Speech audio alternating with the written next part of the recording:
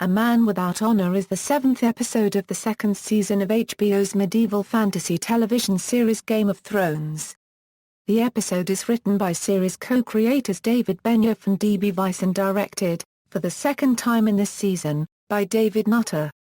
It premiered on May 13, 2012. The name of the episode comes from Catelyn Stark's assessment of Ser Jaime Lannister, "You are a man without honor," after he kills a member of his own family in order to attempt escape. Plot: in King's Landing, Sansa thanks the Hound Sandor Clegane for saving her during the riots, but her thanks are met with a cold reception.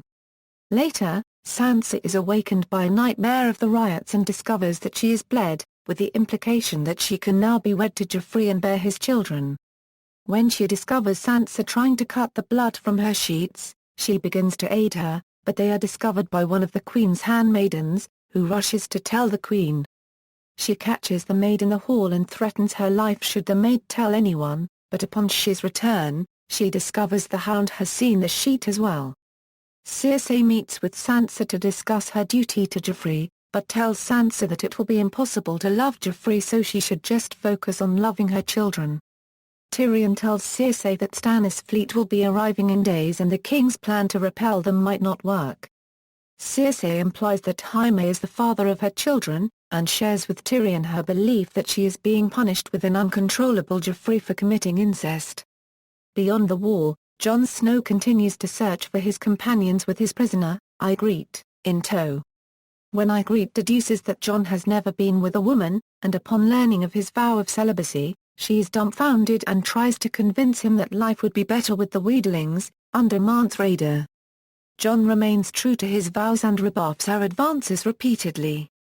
While crossing a muddy passage, Ygritte is able to slip away from Jon and make her escape. Jon pursues her but is unable to find her until she whistles to him, at which point several Wheatlings reveal themselves, thus capturing Jon. At Harrenhal, Lord Tywin Lannister orders the Mountain, Ser Gregor Clegane, to find Aemry Lorch's killer, believing that the murder of Lorch was actually an attempt on his own life. When Clegane leaves, Tywin invites Arya to eat with him. They discuss Tywin's desire to leave a legacy and the conquest of Westeros by Aegon the Conqueror, which led to the destruction of Harrenhal. Tywin is surprised to learn that Arya knows much of Aegon and his sister wives. Having deduced that she is high-born, he tells her that she says "my lord" instead of "lord," and advises her to do it properly if she is trying to hide her high-born status. She rebuffs this by stating her mother served a noblewoman for many years, and taught her to speak properly. In the Westerlands, King Robb hears Alton Lannister's unfavourable reply to the peace terms he brought to Queen Cersei. Lord Roose Bolton informs Robb that his prisons are full, so Robb orders the construction of a new pen to keep Alton in, and orders him placed with Ser Jaime Lannister until it is complete.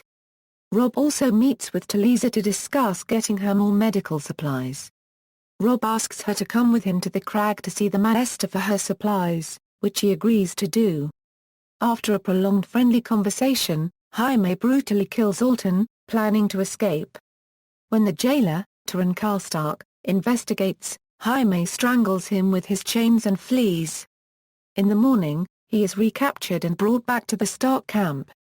Lord Rickard Karstark demands the Kingslayer's head in retribution for murdering his son. Catelyn, with the assistance of Brienne, is able to delay the execution until Robb returns from the crag. Catelyn confronts Jaime about Alton's death and calls him a man without honor for breaking his vows. Jaime bitterly explains that his vows as a knight included requirements to defend the innocent, obey his father, and serve the king. However, his father despised his king, and his king was slaughtering the innocent. Jaime considers concepts like honor and loyalty naive at best and hypocritical at worst, especially since his vows conflicted with one another. Jaime also asserts that he has only been with Cersei and has more honor than Eddard Stark, Catelyn's late husband, since he fathered Jon Snow, a bastard. He insults Catelyn by pointing out her hatred of Jon since he was a living reminder of Ned's infidelity. This brings Catelyn to breaking point and she asks for Brienne's sword. Across the Narrow Sea, having lost her dragons, Daenerys has difficulty trusting Xaro when he tells her he did not take them. Later, Ser Jorah Mormont returns from his search for a ship and vows to Daenerys to find her dragons. He seeks out the mysterious Quaithe, who knows much of the dragons and the relationship between Jorah and Daenerys.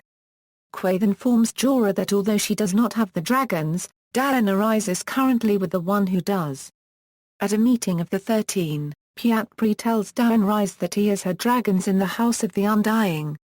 Shortly after this revelation, Xaro, with the aid of Pri, proclaims himself King of Korth.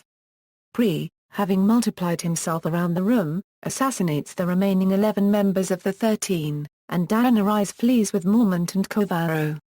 At Winterfell, Prince Theon wakes in the morning and finds the wheedling Osha gone from his bed. Outside, he discovers one of his men has been killed, and Bran, Rickon, Hodor and Osha have fled Winterfell in the night. While berating his men for the escape of the children, he is challenged by Black Lauren for sleeping with the wheedling. Theon brutally beats Lauren and then begins a hunt for the two boys and their companions, against the wishes of Maester Luwin. After arriving at a farm, Theon is displeased to learn the dogs have lost the trail, but Dagmar discovers walnut shells in the farmyard, indicating Bran and Rickon may have passed through. Theon then orders Luwin back to Winterfell so he may interrogate the farm owner. After returning from the hunt, Theon calls the people to the square, and after Luwin's arrival, reveals to them the charred remains of 2 children.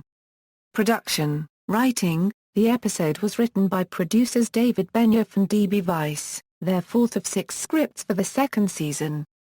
This episode adapts content from the 2nd novel, A Clash of Kings, chapters Theon 4, Sansa 4 and parts of Catelyn V and Catelyn 7. Critical reception. The episode received positive reviews from critics. IGN's Matt Fowler gave the episode a 9 out of 10, noting that while A Man Without Honor didn't have as many big, striking scenes as some of the past few episodes, it made up for its lack of face-melting moments with some absolutely fantastic one-on-one scenes. AV Club's Todd Van Der Werf gave it an A. References. External links: A Man Without Honor at HBO.com, A Man Without Honor at the Internet Movie Database, A Man Without Honor at TV.com.